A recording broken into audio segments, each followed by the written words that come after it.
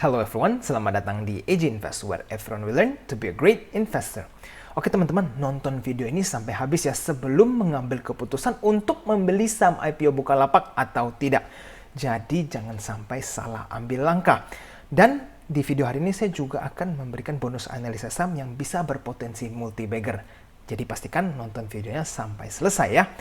Oke, bagi para investor yang ingin bertanya seputar grup premium AJ Invest, bisa langsung hubungi kami di Telegram ya, @AJInvestAdmin. Saya akan cantumkan di kolom deskripsi di bawah. Dan jangan lupa juga untuk follow Instagram kami di ajinvest.official untuk mendapatkan update terbaru seputar saham dan juga melihat testimoni para member yang sudah bergabung di grup premium AJ Invest. Oke, nah bagi para investor yang ingin mengakses eksklusif konten AJ Invest atau mensupport channel ini bisa ke traktir.id/AJ Invest. Oke, yuk kita langsung saja mulai. Nah teman-teman, saya ingin memulai dengan quick update di IHSG dulu ya. Kita melihat bahwa IHSG ini bergerak sideways di 5 hari terakhir ini. Ada beberapa investor atau trader yang mencoba prediksi bahwa akan ada kenaikan di IHSG karena mungkin gara-gara PPKM banyak trader yang aktif ya. Tetapi ternyata kita lihat 5 hari terakhir ini IHSG masih bergerak sideways. Nah, sekarang kita coba bandingkan dulu ya plus minusnya situasi IHSG sekarang. Dan dari situ baru kita bisa mengambil keputusan haruskah kita berinvestasi sekarang atau kita wait and see ya. Nah, kita mulai dari positive point dulu ya teman-teman. Jadi perlu diketahui ya bahwa jumlah investor atau trader ini di Indonesia semakin banyak ya. Ini very good news. Ini saya ambil dari berita bahwa berdasarkan data Custodian Central Efek Indonesia per 31 Mei 2021 itu jumlah single investor identification atau SID pasar modal mencapai 5,3 juta investor. Ya kalau teman-teman ingat bahwa di tahun 2020 pada saat merak-meraknya saham waktu Covid ya, itu ada 3,8 juta ya di tahun 2020 dan sekarang sudah 5,3 juta. Ini kenaikan cukup signifikan dan sangat spektakuler sekali. Nah, dan bayangan ini kalau sampai Desember akan ada semakin banyak investor lagi, berarti akan ada semakin banyak fresh money yang masuk ke IHSG, oke? Nah, dan poin kedua yang bagus lagi atau positif, itu ada unicorn yang sudah mau IPO yang kita tahu ya Bukalapak segera IPO dalam waktu dekat ini di Indonesia. Dan ini juga membuat akan ada dana segar yang masuk ke dalam IHSG, mau itu dari asing ataupun lokal ya. Jadi kedua poin ini menunjukkan bahwa IHSG ini memang ada positif katalis ya untuk terjadi kenaikan. Nah tetapi bagaimana dari sisi negatifnya nih? Negatif poinnya ada beberapa ya. Kita tahu bahwa COVID itu all time high ya, ada 38.000 per hari di 2 terakhir ini saat video ini dibuat, bahwa situasi COVID memang cukup memprihatinkan. Bayangin dalam satu hari ada 38.000 yang terkena positif corona. Lalu ini kita bisa melihat bahwa ekonomi akan terdampak lagi ya. Ekonomi akan semakin melambat karena banyak orang-orang yang sakit ya, dan terjadi PPKM di mana-mana. Nah, sekarang juga kita bisa melihat bahwa dana pemerintah ini juga mulai harus fokus ke sektor-sektor kesehatan. Mereka belum bisa melakukan ekspansi misalnya ke properti atau konstruksi karena banyak sekali kebutuhan untuk membasmi COVID ini ya. Dan juga kita tahu bahwa PPKM ini bisa berdampak negatif atau memperlambat usaha-usaha mikro. Oke, jadi kita melihat bahwa dari sisi negatifnya, negatif poinnya, bahwa IHSG memang ada ketidakpastiannya. Kita nggak tahu kapan saja bisa terjadi trigger panic selling. Karena dengan ketidakpastian COVID seperti ini. Bayangin kalau nanti 3 bulan lagi atau 3 minggu lagi, angka COVID ini mencapai 50.000 atau sampai 100.000, itu kan mengerikan sekali ya. Orang bisa saja takut berinvestasi lalu cabut. Dan kalau misalnya rame-rame investor cabut uang ya, akhirnya IHSG bisa longsor tiba-tiba, oke? Nah sekarang apa yang harus kita lakukan ya setelah menimbang plus dan minusnya yang tadi barusan kita bahas? Nah menurut saya, teman-teman bisa gunakan momen ini buat trading fast trade atau scalping ya. Dimana jual beli saham itu ya dalam jangka waktu 1-2 minggu atau 3-5 hari mentok untuk hold sebuah posisi sebuah saham. Kalau teman-teman udah cukup handal trading nih, justru kesempatan ini bisa memberikan cuan yang cukup bagus ya buat teman-teman. Kenapa? Karena kalau saham yang IHSG lagi sideways itu teman-teman bisa menggunakan buy on weakness and sell on strength cepat ya, karena ada terjadi volatility. Nah, sekarang yang perlu diingatkan adalah perlu diketahui untuk pasang stop loss yang sangat ketat dalam situasi seperti ini. Supaya apa? Kalau umpamanya market tiba-tiba drop, itu bisa terkena stop loss. Jadi capital teman-teman itu tidak terkuras terlalu banyak. Oke? Nah, oleh karena itu teman-teman, sekarang yang perlu saya sampaikan adalah teman-teman boleh waspada, tidak perlu overspend ya, tetapi tidak perlu ketakutan sampai nggak mau beli saham apapun. Kenapa? Karena teman-teman nanti akan kelewat banyak kesempatan untuk mendapatkan profit di saat IHSG sideways seperti ini. Oke? Nah, sekarang kita sampai ke bagian yang mungkin ditunggu-tunggu bagi para investor, oke? Yaitu membahas kupas tuntas tentang Bukalapak supaya kita bisa tahu nih, apakah Bukalapak ini layak untuk dibeli atau tidak during book building-nya, oke? Sekarang kita coba lihat dulu, amati bersama laporan keuangan Bukalapak.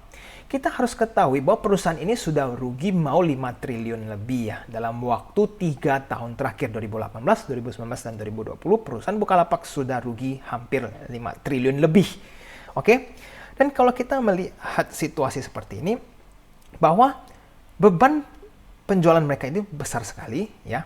Walaupun ada terjadi pengurangan, tetapi beban umum dan administrasi ini mereka sudah double ya dari tahun 2018 ke 2020 dari yang 736 miliar menjadi 1,4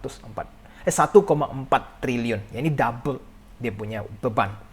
Nah, jadi kalau mereka tidak melakukan sesuatu untuk beban ini 2 tahun ke depan, ini kalau double lagi menjadi hampir 3 triliun, ini bebannya besar sekali. Mereka punya pendapatan neto itu harus bisa mengejar ya, kalau tidak perusahaan Bukalapak ini akan semakin berdarah-darah. Oke?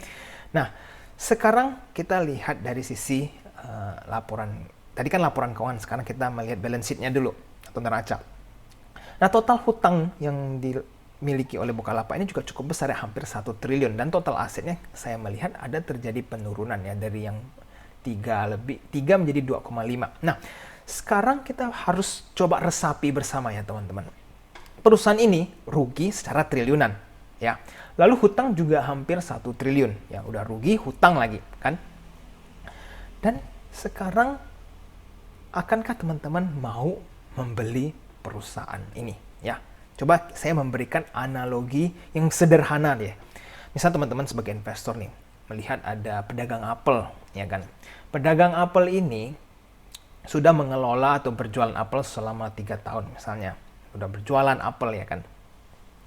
Selama 3 tahun terakhir pedagang tersebut berjualan apel itu rugi terus, oke? Rugi dan rugi. Nah, walaupun ada perbaikan tetapi secara keseluruhan pedagang itu membukukan kerugian ya. Nah, lalu pedagang ini cari investor ya. Ada ya investor yang mau beli toko apel ini sebesar ya anggap miliaran, 1 sampai 3 miliar. Ya kan? Padahal kita tahu ya sudah rugi, omset sekitar sekian, dan dijual sebesar sekian miliaran. Nah, teman-teman sebagai investor mau beli nggak? Dengan pertimbangan bahwa pedagang apel ini bukan cuma satu ya. Teman-teman harus tahu, ternyata ada pedagang-pedagang apel lain lagi yang berbisnis di sektor yang sama, menjual apel juga, tetapi performance-nya kan berbeda-beda ya. Karena bukan cuma satu pedagang apel. Nah, teman-teman sebagai investor mau beli atau tidak ke pedagang apel ini. Nah, ini saya memberikan analogi seperti ini untuk mengingatkan saja kepada para investor bahwa Bukalapak ini bukan satu-satunya e-commerce yang akan IPO di Bursa Efek Indonesia atau di IHSG ya. Teman-teman harus keep that in mind. Jadi, jangan terlalu terburu-buru saat mengambil keputusan berinvestasi. Oke? Tetapi kembali lagi, keputusan investasi ada di tangan Anda. Saya cuma mengajak teman-teman untuk mengkaji, oke? Sekarang kita selesai dengan fundamentalnya. Kita coba lihat dari kasus ini ya. Saya mengambil 2 kasus yang mirip dengan Bukalapak. Nah, kenapa saya mengambil contoh Gia dan Adro? Ini sederhana sekali. Gia itu kan adalah perusahaan yang brandnya kuat ya. Itu Garuda gitu loh, punya negara, dan itu best airlines kita saat itu. Tetapi laporan keuangannya itu jelek. Ya, brandnya kuat tetapi laporan keuangannya jelek. Itu case pertama atau situasi pertama. Nah, saya mengambil case kedua itu Adro, di mana perusahaannya jelas kita tahu Adro itu adalah perusahaan batubara dan segala macam. Oke ya, cukup menjanjikan saat itu. Tetapi target IPO-nya itu sangat besar, 12,3 triliun pada saat itu ya. Itu Adro ibaratnya masih pegang rekor IPO terbesar sebelum Bukalapak IPO. Jadi kita coba pelajari apa yang terjadi dengan Gia dan Adro saat mereka IPO, oke? Kita mulai dari Adro dulu ya. Adro itu, ini adalah grafiknya Adro saat mereka IPO. Di hari pertama, Adro itu terjadi kenaikan, ya kan? Luar biasa nih, naik dari 1.100 ke sampai kalau nggak salah 1.600-an, lebih 1.800. Tetapi setelah itu amblas, ya amblasnya nggak main-main nih. Teman-teman lihat di bawah 600 amblasnya si Adro ini, ya. Bahkan sempat airnya begitu cepatnya turun terus, oke? Ini adalah kasus Adro. Jadi naiknya sehari, setelah itu turunnya berhari-hari. Sekarang kita lihat posisi Gia. Gia ini nggak pakai lama turunnya. Di hari pertama langsung jebol. Lalu jebolnya berhari-hari sampai akhirnya mereka kan IPO di bulan Februari. Sampai November ini sahamnya sudah di bawah harga 400-an, ya 300 lebih. Jadi teman-teman lihat kan, yang satu masalahnya adalah mereka target dana IPO-nya itu kebesaran. Ya perusahaannya nggak masalah, kita tahu Adro ini jelas, tetapi dana yang mereka incar itu besar sekali sehingga membuat sahamnya seperti ini pada saat melantai. Dan kalau situasi Gia, itu brandnya memang kuat sekali. Bukalapak brandnya itu kuat, ya kan, e-commerce, unicorn. Tetapi laporan keuangannya itu tidak amazing. Dan lihat Gia apa yang terjadi, amblas sampai seperti ini. Oke. Sekarang kita melihat dari kombinasi kedua ini. Bukalapak ini seperti gabungan dari Gia dan Adro, di mana target dana IPO-nya Bukalapak teman-teman tahu sendiri 20 triliun lebih. Itu luar biasa heboh ya untuk perusahaan seperti Bukalapak. Dan juga dari kasus yang Gia ini, laporan keuangan Bukalapak is not amazing. Walaupun benar brandnya kuat Bukalapak, tetapi laporan keuangannya itu not that amazing. Nah, jadi sekarang kembali lagi, apakah teman-teman mau beli atau tidak, itu kembali ke keputusan teman-teman sekalian. Nah, kalau saya pribadi ya, saya akan gunakan dana ini buat ditradingkan di saham aja. Mumpung lagi book building ini, ngapain saya harus ikat dana di sana, lalu nggak bisa dipakai dana tersebut untuk hanya mendapatkan potensi cuan yang mungkin seperti Adro sehari. Ini belum tentu ya, karena kalau seperti dia langsung amblas ke bawah, oke? Sekarang kita lanjut. Mungkin teman-teman yang nonton tadi mendengar penjelasan, ada yang bilang, ada yang bertanya ya, kok saham e-commerce dibandingkan dengan perusahaan sektor airlines, pesawat atau batu bara itu kan mungkin nggak nyambung ya, bandingin e-commerce dengan pesawat atau batu bara. Oke, saya ngerti ada pemikiran seperti itu. Jadi sekarang kita coba bandingkan IPO yang berhubungan dengan e-commerce, oke? Yang sudah IPO di Amerika ya. Mungkin sekarang teman-teman yang tadi berpikiran seperti itu, kita harus bandingkan e-commerce dengan e-commerce. Nah, sekarang saya akan ambil contoh 4 saham besar. Ini ada Alibaba, Amazon, eBay, dan Shopify yang sudah IPO di USA atau di Amerika. Sekarang what happened to them? Ini ada Alibaba ya teman-teman. Ini adalah grafik weekly-nya atau mingguannya. Kita lihat pada saat IPO apa yang terjadi dengan saham Alibaba. Itu 4 minggu pertama saham Alibaba apa yang terjadi? Ada memang kenaikan sih beberapa hari, setelah itu drop ke bawah. Baru terjadi rally, lalu dropnya di bulan, bahkan hampir 1 tahun Alibaba ini drop dan sideways di bawah. Oke, ini perusahaan segede Alibaba, bayangkan saja. Sekarang kita lihat Amazon. Ya, Amazon ini pada saat mereka IPO, apa yang terjadi ini? Mereka drop 2-3 minggu. Ya, 2-3 minggu Amazon ini di bawah, nggak langsung naik. Mereka ini drop, justru drop duluan. Oke, ini levelnya Amazon. Sekarang kita lanjut eBay. eBay mungkin tidak separah yang lain ya. eBay ini 3 minggu memang terjadi drop tetapi tidak signifikan. Tetapi yang perlu kita perhatikan adalah 3 minggu pertama mereka ini tetap drop setelah IPO. Jadi kenapa harus terburu-buru beli saham seperti ini?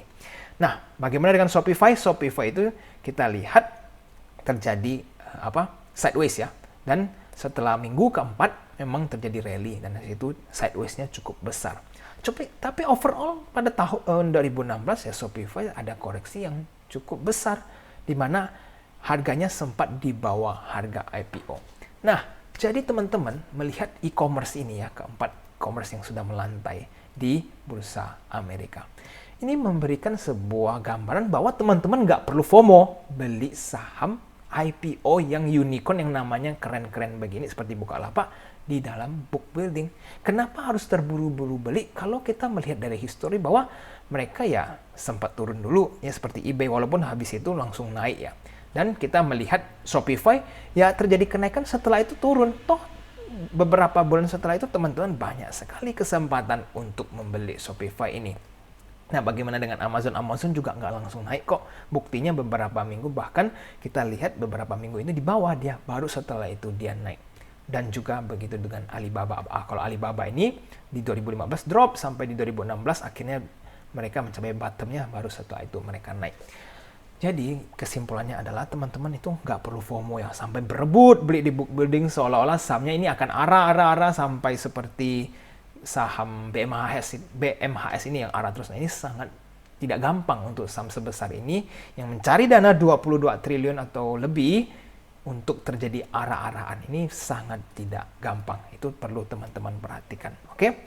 Jadi tetap pastikan sebelum membeli sesuatu pelajari dulu ya. Jangan sampai teman-teman mengambil keputusan Bukalapak karena dengar seseorang beli. Itu paling berbahaya karena tidak teman-teman pelajari, tidak research, cuma tahu Bukalapak, jadi itu harus dibeli. Itu sangat berbahaya. Dan keputusan berinvestasi kembali kepada para investor sekalian. Oke?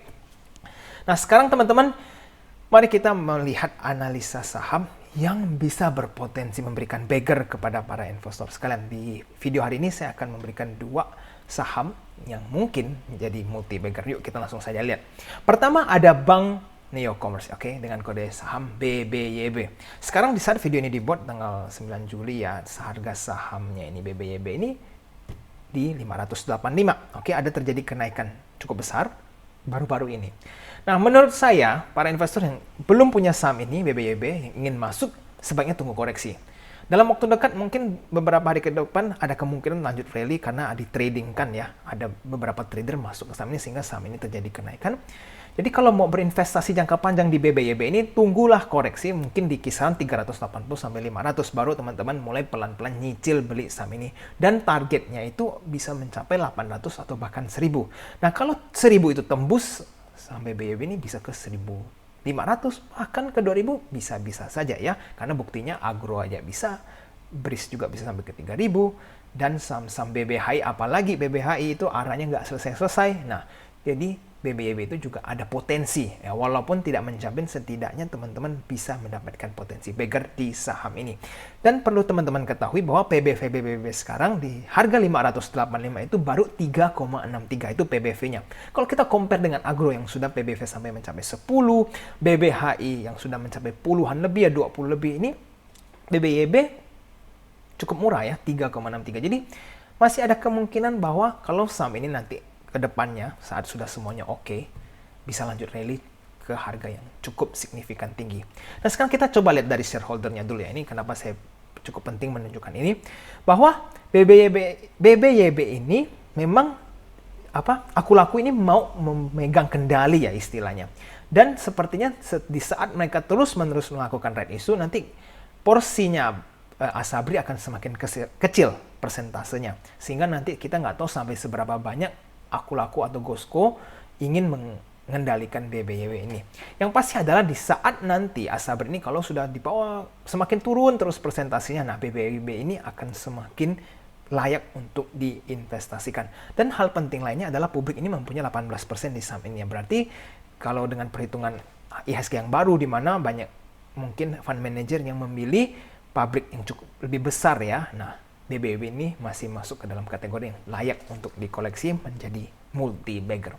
Nah, keduanya adalah Bank Danamon ya, dengan kode BDMN. Teman-teman coba lihat harga Danamon saat di video ini dibuat itu 2.220. Coba kita bandingkan ke tahun 2008. 2008 itu kan teman-teman tahu itu krisisnya luar biasa heboh dan harganya itu Danamon di 1.900. Bayangin sekarang ya harga Danamon itu di 2.200. Apakah ini under value? Menurut saya sangat-sangat murah ya. Ini udah murah banget. Nah, tetapi kalau misalnya mau masuk, sebaiknya di harga berapa nih? Kalau saya bilang, kalau mau tunggu bisa di harga 2.100 ataupun di 2.000 ya. Mungkin turun sedikit masih akan dikasih. Tetapi target Bank Danamon ini mungkin dalam waktu 1, 2 atau bahkan 3 tahun bisa mencapai harga 4.000, 6.000 atau bahkan 8.000 itu bisa-bisa saja, oke? Nah, jadi perlu kesabaran kalau teman-teman yang mau mendapatkan saham multi bagger, tetapi mau bersabar, Bank BBYB dan BDMN ini adalah pilihan yang cukup tepat buat para investor sekalian. Nah, coba kita lihat dari segi fundamental Bank Danamon seperti apa. Kita lihat dari revenue-nya, memang Bank Danamon ini terjadi penurunan ya. dari tahun ke tahun, tetapi tidak secara signifikan dan selalu stagnan. Tetapi di tahun 2021 ini dropnya cukup besar, ada 1 triliun revenue hilang. Ini nggak tahu karena mungkin COVID atau masalah apa, tetapi revenue dropnya cukup besar. Apalagi net profitnya ini dari yang 1,2 triliun di tahun 2020, sekarang sisa 500 lebih. Ini drop yang luar biasa heboh. Tetapi kita coba lihat dulu. Bank Danamon di tahun 2018 itu harganya 6.008. Ya, sekarang harganya di 2.200. Oke. Artinya koreksinya itu harga saham yang terkoreksi sangat signifikan sekali. Walaupun performanya turun, tetapi tidak artinya harga saham yang turun ini jauh lebih besar daripada performance Bank Danamon yang turun. Sehingga itulah membuat ada potensi untuk Bank Danamon ini menjadi motivator, karena menurut saya ada terjadi panic selling di saham ini. Oke, kita nggak tahu investor apa yang panic selling atau bagaimana atau strategi di belakang ini sampai membuat saham ini drop ke ini, tetapi saya yakin bahwa Bank Danamon ini tidak mungkin bangkrut ya, atau tidak akan bangkrut anytime soon. Jadi cukup aman buat diinvestasikan untuk 2-3 tahun ke depan. Oke? Baik. Teman-teman, kira-kira videonya sudah panjang banget ya. Saya akan merekomendasikan untuk menonton ketiga video ini bagi para penonton yang baru menonton AJ Invest. Yaitu ada penjelasan tentang apa itu red issue, itu harus dinonton ya bagi para investor yang belum tahu red issue, apalagi karena tahun-tahun ini dan bahkan tahun-tahun ke depan akan banyak red issue yang teman-teman perlu pelajari supaya tidak ketinggalan momentum red issue. Lalu ada pelajaran masterclass bandarmologi supaya teman-teman bisa terupdate ilmu bandarmologinya, dan untuk hiburan teman-teman bisa melihat cover lagu tentang saham. Oke, nanti saya akan cantumkan video linknya ini di kolom deskripsi di bawah. Dan teman-teman, next videonya mungkin minggu depan saya akan upload tentang dividen yang tinggi ya, saham-saham apa saja yang layak dikoleksi untuk diincar dividennya. Oke, jadi stay tune, jangan lupa untuk subscribe channel ini supaya tidak ketinggalan, apalagi jangan lupa untuk tekan lonceng notifikasinya supaya pada saat videonya diupload teman-teman bisa langsung segera menonton. Oke? Dan teman-teman, AJ Invest ada event yang berpotensi untuk memberikan giveaway cash kepada para investor sekalian. Kalau bagi teman-teman yang penasaran caranya seperti apa, bisa hubungi kami di Telegram @AJInvestAdmin. Oke? I hope to see you guys soon. Dan jangan lupa, seperti saya bilang, untuk follow Instagram kami untuk mendapatkan informasi terbaru seputar saham. Nah, teman-teman, videonya hari ini sampai di sini dulu ya. Sampai jumpa di video selanjutnya. I'll see you again next time. Bye-bye.